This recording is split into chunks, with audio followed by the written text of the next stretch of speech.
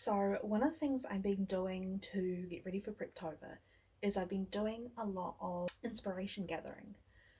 So I have watched and rewatched The Lord of the Rings Extended. I think I have mentioned them in every video I've made so far. And I've also been reading it. I'm up to book 2 of Fellowship. Wolfendale just jingled on up. Very good. Anyway, I have been, as I said, inspiration gathering.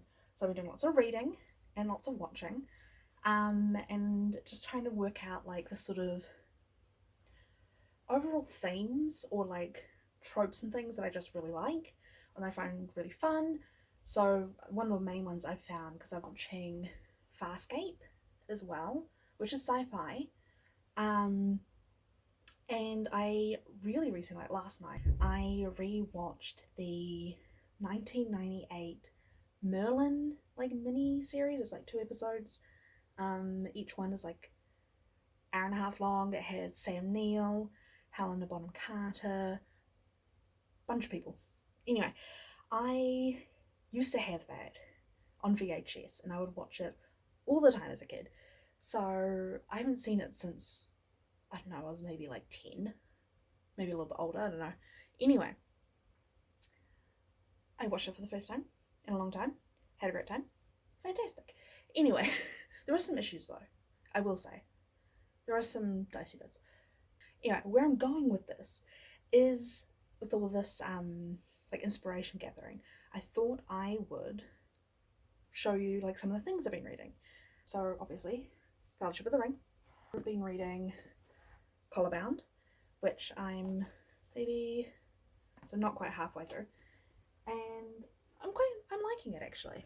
I'm also started again rereading Priory of the Orange Tree, because my project is going to be very fantasy, or the plan is very fantasy, like a large cast of characters.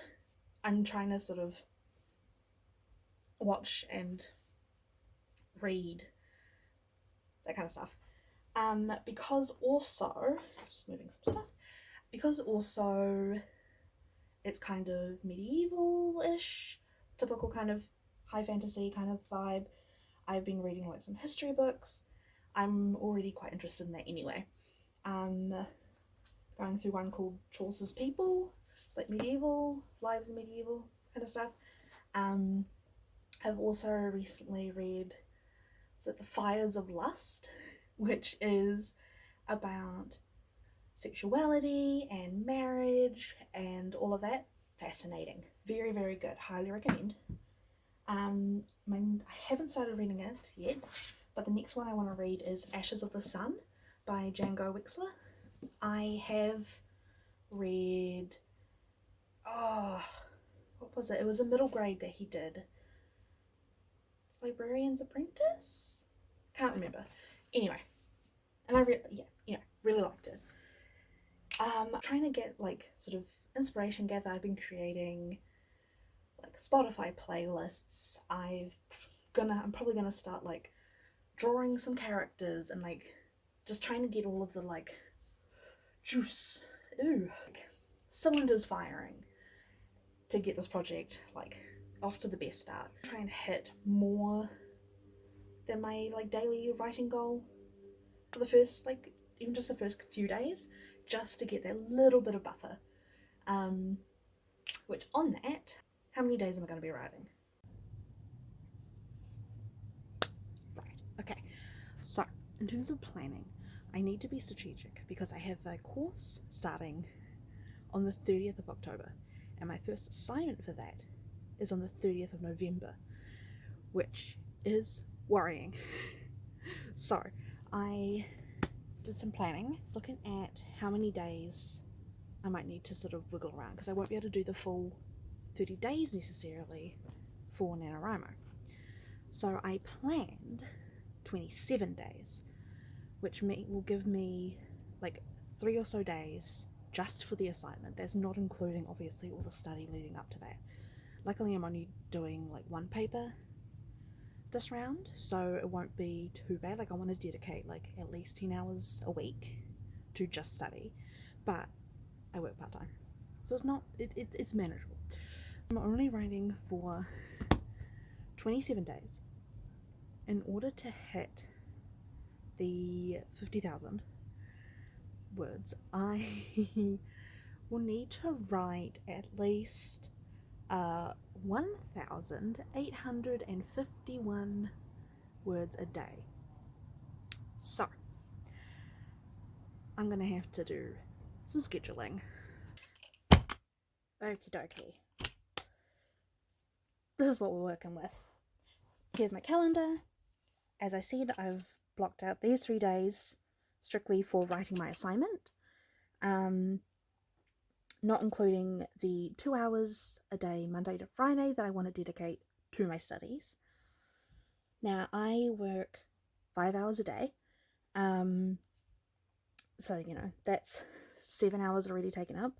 I want to give myself, like, you know, let's block out, like, another 2 hours for travel, like, to and from work.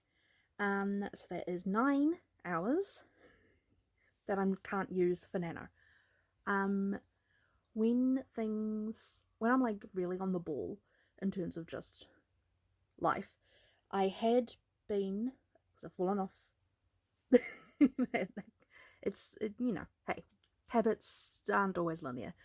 I had been for a while getting up at around 5 or 5:30 to do my study before going to work, because once I got home from work, even though I'm getting home at like 3:30ish, because it's after like my day job, I'm in relax zone. You know, like, I come home, I think about dinner, I play some video games, I just kind of sit on my phone for hours. I found it really difficult to do study on top after work rather than before work. So I'm going to try and do that again. So if I'm getting up around 5, and then I'll say do a couple of hours of studying, that'll still give me, so what is that, it's like 7ish. I could then do I could do like sprints. If I can split up some writing sprints during the day, that 1,851 will probably get a lot easier. Because if I can get, like, even it's like 30 minutes before I go to work or something, get those out. If I can then do some maybe on my lunch break, or like, you know, thinking on the bus, like I could type it up on my phone, you know, like trying to fit in little bits, I think will be really good compared to just being like, right, I'm going to sit down and for the next 2 hours I'm just going to be working on the nano project. I think splitting it will be the best option. If it works, fantastic. I will yeah, if it doesn't work, like, I'll give it like maybe like the first week. If that's still not quite working, then we will reevaluate and we'll see how we go. So I'm really hoping that I can, like, get this done and not burn out. That's the other thing. I do need to be aware that my little ADHD ass burns out quite easily.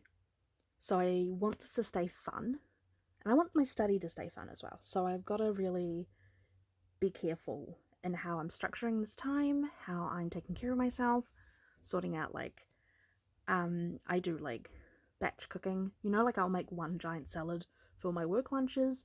Making sure I keep on top of that, I think, will be really good. Because then there's, like, one less thing that I have to worry about. Yeah. Here's hoping that I can get this done. I think during all of this, I'm still going to be, like, watching things. Obviously, I'm still going to be reading. I tend to read on the bus. So I think keeping that going will also help with the writing. Because as long as I sort of keep my cogs going, I should be okay. I've decided. I've decided I will be okay, and I will do this. And that's the thing, like, nano is fun, right? It's meant to be fun. So I'm gonna, don't fiddle with the pen. I'm good. It's gonna be fun.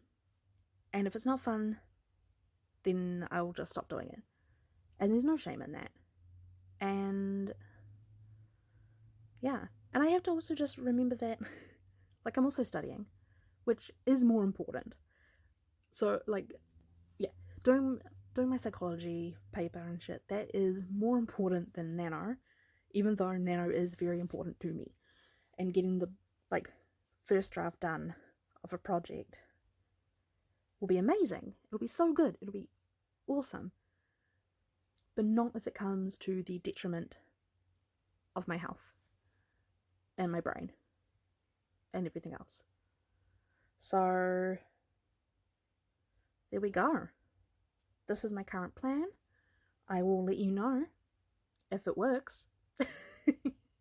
Yeah, so thank you for watching.